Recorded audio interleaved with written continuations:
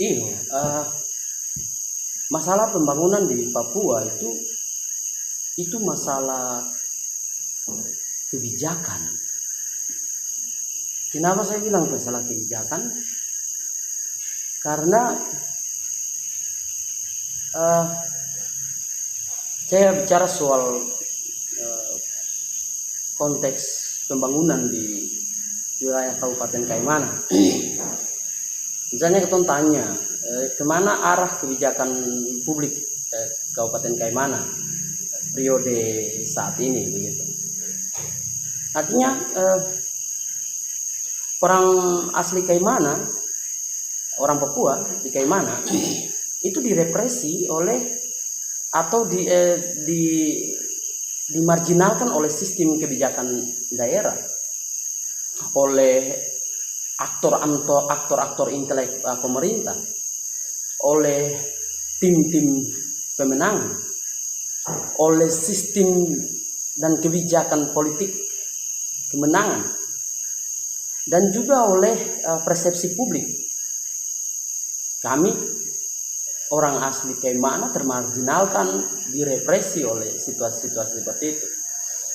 Persepsi publik bahwa kami malas, persepsi publik bahwa kami tukang mabuk, persepsi publik bahwa kami tidak pintar, kami bodoh. Itu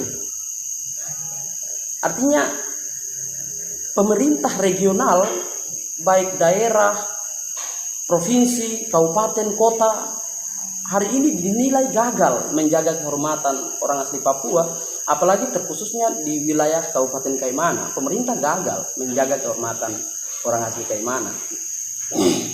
Artinya yang tadi saya dari awal itu saya sampaikan bahwa kemana arah kebijakan publik Kabupaten Kaimana periode ini. Artinya itu menjadi standar bahwa kita bisa mengukur keberhasilan pembangunan di periode ini sudah sampai mana. Ya, ada banyak hal yang menjadi indikator di situ. Misalnya berapa banyak jumlah orang asli Papua, terkhususnya Kaimana, yang tinggal di kos, yang kontrak di kabupatennya sendiri, kos di negerinya sendiri. Ya, berapa banyak jumlah anak-anak orang asli Papua Kaimana terkhususnya yang sekolah, mulai dari SD, SMP, SMA sampai perguruan tinggi. Datanya kita bisa dapat tidak? Berapa banyak jumlah anak-anak OAP Kaimana yang putus sekolah misalnya? Kita dapat di mana data-data itu? Atau kemudian yang keempat itu berapa banyak jumlah anak-anak orang asli Papua terkhususnya Kaimana, laki-laki maupun perempuan yang terjerumus dalam fenomenal lem, sampai Blemaibon itu mabuk-mabukan, seks bebas, hamil dan menghamili di luar nikah, pencurian, kriminal. Berapa banyak jumlah anak-anak itu? Kita bisa dapat data itu di mana? Berapa banyak jumlah orang asli Papua Kaimana yang bekerja di pemerintah? Misalnya, yang keenam, berapa banyak jumlah orang asli Papua Kaimana yang tidak bekerja di pemerintahan? Kemudian berapa banyak jumlah orang asli Papua Kaimana yang menikmati setiap kebijakan yang membawa mereka untuk mengelola potensi-potensi mereka itu. Ini tidak ada. Data itu saja kita jarang ketahui. Bagaimana kita mau mengukur periode ini dia berhasil, atau 19 tahun pembangunan di Kabupaten Kaimana ini berhasil, begitu. Jika dibandingkan dengan jumlah biaya kemanusiaan di Papua, kandungan potensi lokal apa yang sudah diberdayakan pemerintah daerah?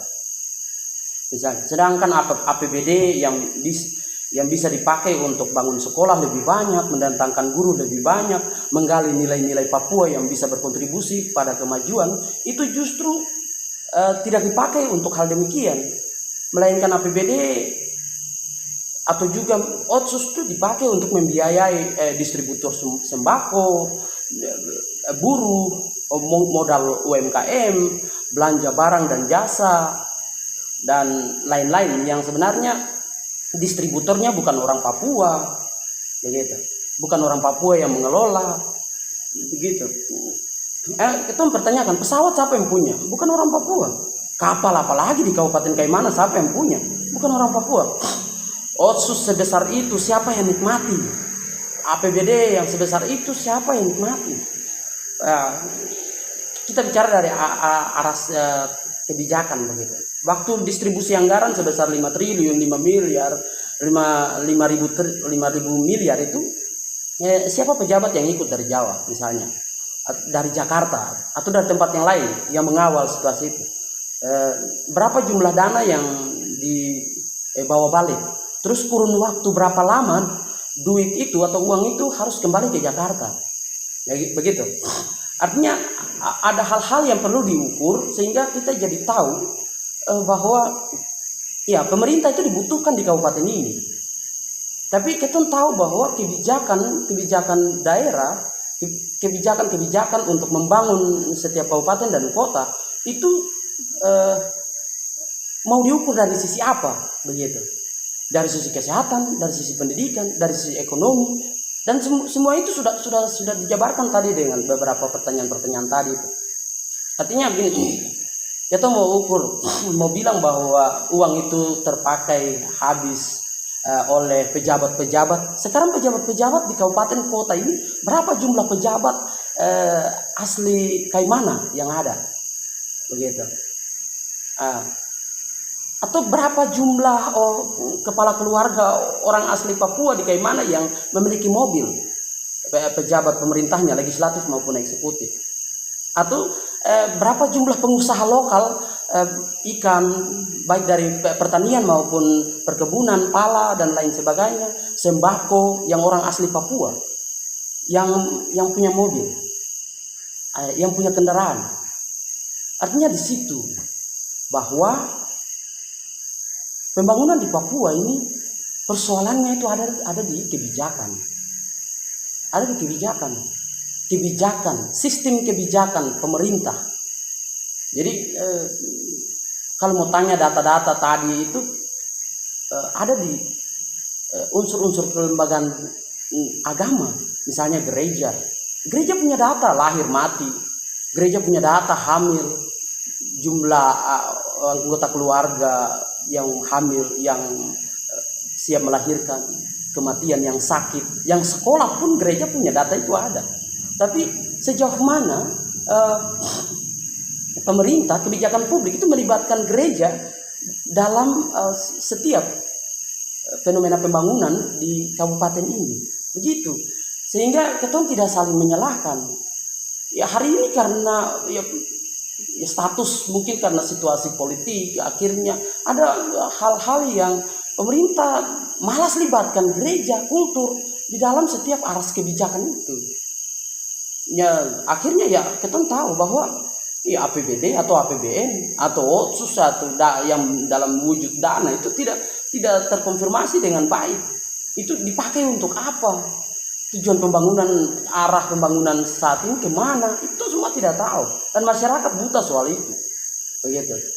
Dengan masyarakat lihat bahwa jalan di aspal itu pemerintah bekerja. Ada pembangunan kantor, pemerintah bekerja. Apakah itu yang dibutuhkan oleh masyarakat ini? Itu kan yang harus dilihat. Oleh sebab itu melihat bahwa persoalan pembangunan di Papua, tapi lebih terkhususnya di Kabupaten Kaimana itu ada terdapat pada aras kebijakan daerah, kebijakan regional di daerah yang kemudian buat kita tidak maju-maju itu. Baik, terima kasih, mungkin dari saya begitu.